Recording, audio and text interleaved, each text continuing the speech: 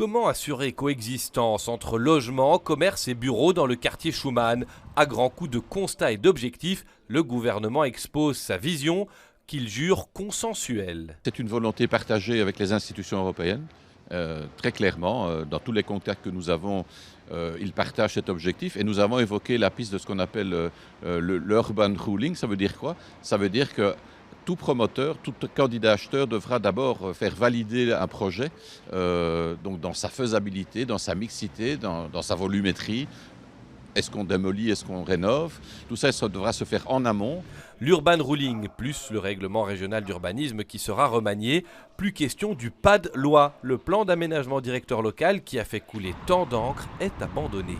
Franchement, le pas de loi, moi, j'étais jamais vraiment grand enthousiaste de ça.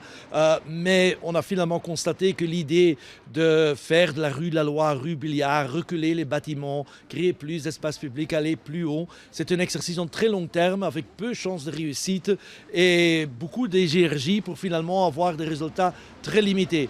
Autre objectif, verduriser les intérieurs d'îlots et certaines artères. Cela demandera de supprimer du parking en surface, mais Bruxelles lorgne vers d'autres places en sous-sol. Il y a énormément de places de parking en sous-sol et les bureaux, les entreprises ont de moins en moins besoin de toutes ces places de parking.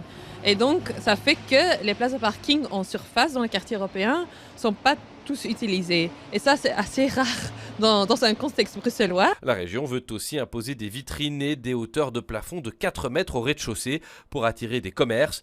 Tout cela prendra du temps avant d'être visible, 10 à 20 ans, car c'est à coup de permis délivrés individuellement que se transforme un quartier.